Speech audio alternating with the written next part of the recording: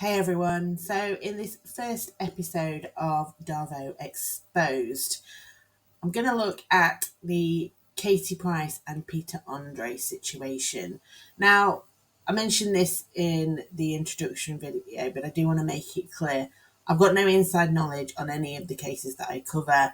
I'm literally just observing what is reported, and so I'm taking it with a pinch of salt, but I'm offering an opinion because I still think there's something to learn from what we're seeing, no matter how much truth or that there isn't. So this isn't about blame. This isn't about smearing anyone. This isn't about taking sides. It's just an observation, although I appreciate at times it might feel like I'm taking sides. I am doing so only on the basis of what I've seen, not on the full story. So for those of you that don't know who Katie Price and Peter Andre are, I'm not sure how you would have escaped that, but essentially, Katie Price used to be known as Jordan. She was basically a topless model and a very good businesswoman, actually. She's done really well for herself. She's bought out lots of different brands and made a ton of money. But unfortunately, never really appeared to be particularly happy. Has had numerous partners. Her first child was with Dwight York, who doesn't see Harvey at all, and Harvey has severe autism and other developmental problems. But her second major relationship and her first marriage, I believe, was with Peter Andre, who, again, for those of you who don't know, was a singer from the 90s who sang Material Girl. Not a particularly well known. I mean, he was at the time, but then went out the spotlight. And had come back in. I think they met in The Jungle in I'm a Celebrity, but don't quote me on that. And it was kind of like a bit of a fairy tale at the start. They had a bit of a fairy tale wedding. In fact, they had a big, like in, I can't remember, Cinderella, the crystal pumpkin carriage. That's kind of what she had for her wedding. So yeah, it was all very, very fairy tale at the start. And out of the two, I mean, Katie was definitely the bigger celebrity here in the UK, but Peter was making a good comeback and had done a few things. So anyway, they got together and had two children. And what I want to look at today is DARVO, in particular relation to their daughter, Princess, who is, I believe, 18 now, 18 or 20. And what she said recently about Katie's parenting. So for those of you who don't know, DARVO is deny, attack, reverse victim and offender. So the perpetrator, the person who has done the harmful action, will deny that they've done it or minimise it. And this often involves gaslighting and rewriting history to create doubt. They will then attack the person that made the claim against them or people around them, basically deflecting blame. And then they'll reverse victim and offender to portray themselves as being the true victim and making someone else the abuser or aggressor. So they flip the narrative. And it's commonly used in high conflict co-parenting situations. I see it a lot in family court, in different scenarios, and especially where emotional abuse is present, and particularly personality disorders as well, as it serves to evade accountability and confuse observers about the true nature of the situation. So I've done that already. You don't need to. We've gone through that. So one bit I didn't mention was that they they did do a lot of multiple reality shows together. Apparently, I'm not into that sort of thing, but apparently there was a lot. Oh, and I was right. They did meet, and I'm a Celebrity. You'd think I wrote this. So ongoing disputes over parenting custody for a long, long time after that divorce. I will let you know these are AI generated images as well. So this year, a couple of weeks ago, actually, I believe, again, didn't watch it. Princess, the youngest of their two, made a statement on, I believe it was this morning, saying, I've seen things kids shouldn't see. I've experienced things kids shouldn't experience. And this was in regards to her mum. So she's revealed concerning aspects of her childhood with Katie Price, and she's keen on establishing her own identity and career separate from her famous parents. So again, I didn't watch the interview itself because that's not really my focus here. My focus is on what comes after this. But essentially, she's saying that her mum in particular, although I'm not saying that there are some things that Peter Andre hasn't done wrong as well, but this was directed towards her mum for sure, and that she recognises that something her childhood with her mum wasn't necessarily as protected as it should and could have been. But it's what came next that's the most interesting, what we're going to talk about today. So Katie Price has responded. So first off, she's done the denial. She has denied, saying, I'm a bloody good mum, I've got nothing to be ashamed of, which I find quite ironic given the fact that I think this is a woman that carries a whole lot of shame, deep amount of shame. I'm not someone who's followed her career, but obviously you can't miss, if you're in the UK, she does get splashed over the tabloids a hell of a lot, and your media feeds and whatever. So, I know some of the things that she's done. She certainly had a hell of a lot of plastic surgery. She's bounced from relationship to relationship, having kids with lots of different partners. Again, no, I'm not criticising that per se, but I do think that this is a woman who looks like she's been searching for happiness for a long time in her life and doesn't really know where to find it. So I think that I've got nothing to be ashamed of, the statement is that false self trying to protect her own inner child.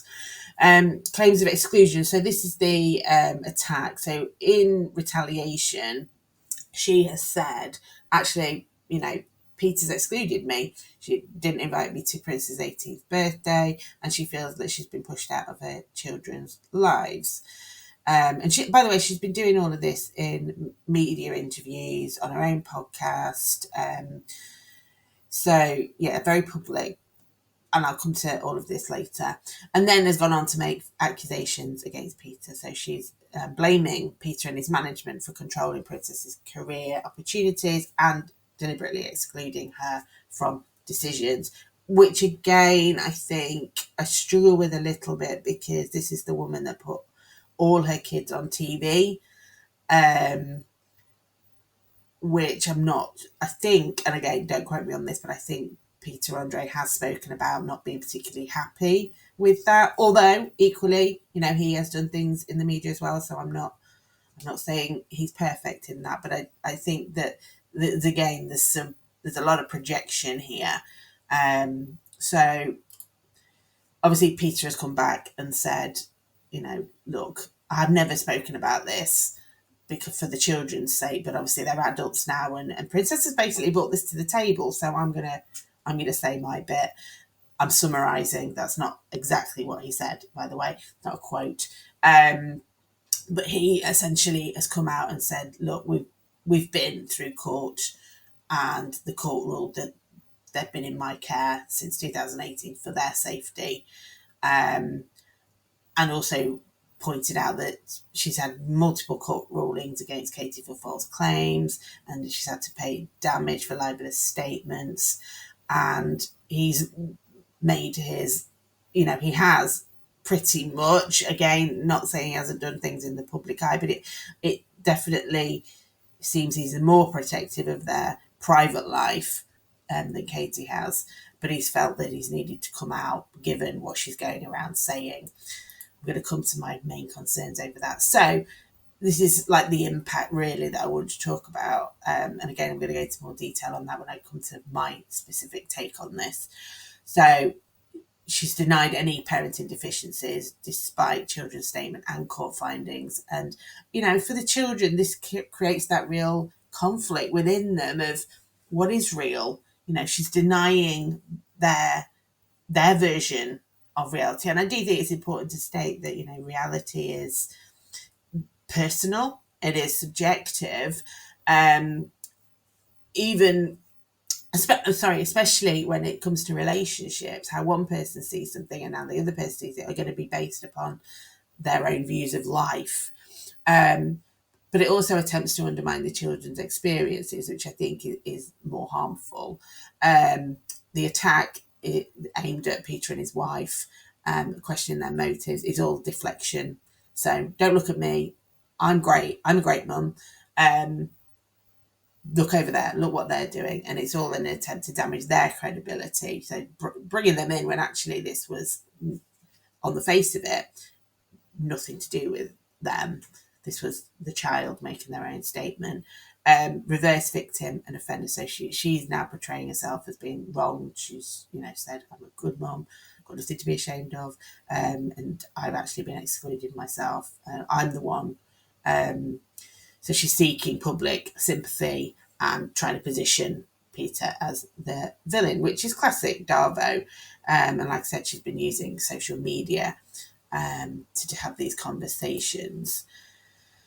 So, I mean, from from an expert's perspective, with regards to the impact that this has had on the parenting and co-parenting, it's going to create a lot of confusion for the children who get caught in the middle of this. But there's two different sides to this story, and the children's experience sits within that. And obviously, they love both parents. So it's very difficult for them. And I think that's what needs to be kept central. It can induce a sense of guilt and self-doubt in this case, Peter, in my opinion, but in what we call the targeted parent, because they're not sure, they if they've been in an abusive relationship or been involved with someone for a long time who makes them question their reality, it just brings up that and makes you wonder, could I have done something different? Am I right? Am I being too sensitive? It also isolates the victim by turning others against them. So her public attack on Peter is designed to get the upper hand within the public's opinion, so that he feels he hasn't got another, not that he's sought to do that, but it is all about that isolation tactic. It undermines the court proceedings because, obviously from what Peter said, which I don't believe was public knowledge prior to that, there have been court rulings, and so her coming out and saying, no, that's all lies, it undermines everything that has been going on in those court proceedings. And let's face it, there's no way back from this. You can't, it's very, well, I say no way back, you'd need a lot of therapy for all parties, systemic family therapy for everyone to be able to identify the roles that they have played in this, which may or may not be safe, depending on Katie's ability to, acknowledge any part herself within this. And obviously when it's a public case, high profile, getting column inches, getting spoken about on TV shows and everything, and by me, then court of public opinion becomes involved. And this is where the manipulation of perception and narrative control, all of these things become really important. So, for example, if you were to go to Google and search either Katie Price or Peter Andre or both of them, it'd be interesting what came up, because that's all about SEO manipulation and trying to control the narrative. And you see that so much in high profile cases, especially the one that has the most money. They can pay to go to the press and get these stories released. So it might be that, it's flooded with stories from Katie bad mouthing Peter. So actually Peter's story gets pushed down and down and down and down and down. Not everyone even sees it. So that's how they can control the narrative. So for the children who are caught in the crossfire, especially in this particular one, they've got public scrutiny now. They've always grown up with media attention. So there's a part of them that is used to that. But obviously this is all being basically played out now. This fallout is being played out in public. And so they've got that divided loyalty, what we call a loyalty conflict, where they love both parents, and yet they're, through the actions of one parent who is basically denying their experience, they are being put in the middle, because they might have to back up dad and say, well, actually, mum, this did happen, and that doesn't feel good to children. Taking sides, I always think it's dangerous for children to be forced to take sides against people that they love. So, and obviously the emotional impact of that is traumatic, especially given their mum's essentially saying that they're lying or that Princess is lying. And obviously there might be a backlash towards her. There will be some diehard Katie Price fans out there who might come after her as a very vulnerable 18-year-old girl. So there's a lot to be worried about. So let me look at my take, what I think of all this. So these are my main concerns from this. Like I said, I don't have any inside knowledge. I'm basing it on a very limited knowledge of, the culture around all of this. I'm not into pop culture. I know stuff, but I don't know the full ins and outs. I don't read tabloids. I don't watch the news. I don't watch Loose Women or This Morning, or reality TV or anything like that. So just be mindful of that in what I'm saying. But essentially what stood out for me is Katie's self-focused reaction. So Katie responded to Princess's revelations about, her experience by focusing on her own discomfort and emotions. She didn't, and again, I don't know what's gone in private. This is just what we're seeing. And so what we're seeing in public has a reflection and an impact, regardless of what's going on behind the scenes. What she's saying publicly is going to have an impact. So rather than going to Princess and saying, look, I'm really sorry that you feel that way, I'd really love to hear more about why you're feeling this, why you said that, what can I do better? What can I learn from this? Even if she does genuinely believe that she's done nothing wrong, and even if she, will stand by that, this is about her daughter having an emotional need. And the fact that Katie can't see that and actually is more focused on herself and her own image, that's a red flag for me. Blame and deflection. So instead of having that self-reflection where she is able to look and think, well, you know what, actually, some of these things that I've done, yeah, maybe they weren't in my child's best interest. And I can see how that might, she might have felt this way. Because let's face it, the things that have been put in the public realm for everyone to consume, that's just a snippet of, and I know it's been sensationalized, but if she's not able to look at all of that and go, okay, so yeah, I might have messed up on this, that. It's not about self-flagellating yourself and saying, you're the worst parent ever, because, that's narcissistic in itself, flipping to that deep level of shame. But being able to say, okay, I'm going to deal with the pain here of what this feels like to be told by my child that, but the childhood wasn't as perfect as I maybe wanted it to be for her. I'm going to sit with that and I'm going to see what I can learn from it. What she's instead done is she's deflected it all out and blamed her ex, blamed the father, Peter Andre, for everything. So again, another red flag of what we're seeing.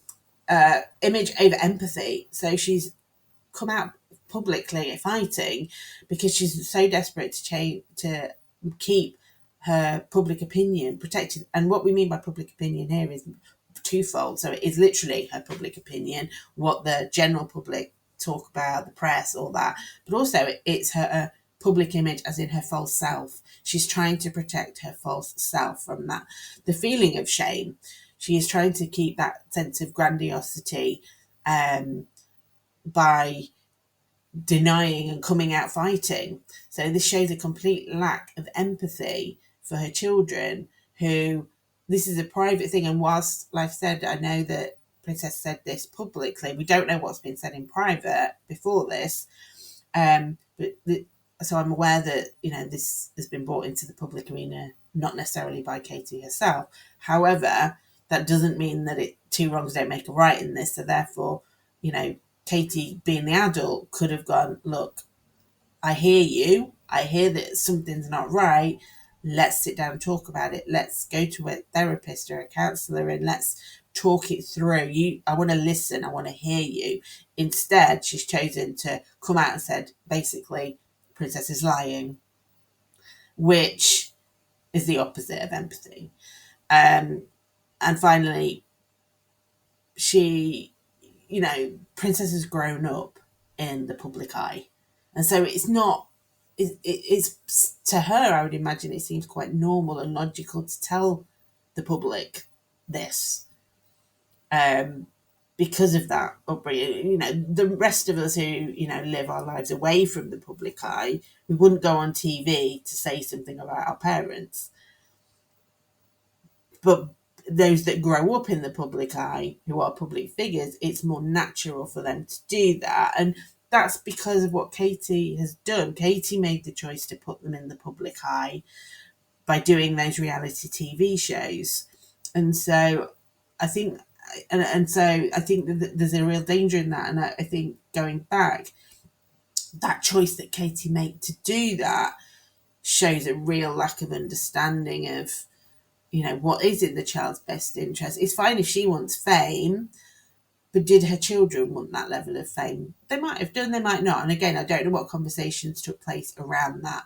I'm just saying from my own perspective, this is playing out now in public, which is not good for anyone.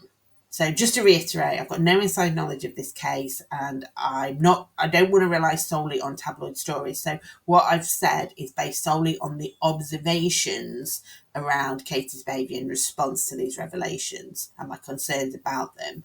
There's definitely a clear lack of self-awareness about how any of her behaviours might have been harmful to her children. Obviously, I don't know what conversations have gone on in private, and I do not acknowledge that Princess herself made those statements publicly. So, in conclusion, for general, not necessarily to speak specifically about this, DARVO tactics are designed to confuse and manipulate perceptions in family conflict. Children's voices and well-being must be prioritised over public image concerns. Courts have consistently sided with Peter Andre regarding custody arrangements, and media platforms can amplify harmful DARVO dynamics in celebrity cases, which this is all fairly new, but we could see this unravelling. So moving forward, what I think is important here is the evaluation of family disputes should be based on evidence rather than the public narrative. So, and this also applies to, cases that aren't in the public eye. Everything should be evidence-based. We shouldn't be looking at narratives. We should be looking at evidence. Supporting children who speak their truth about difficult family situations.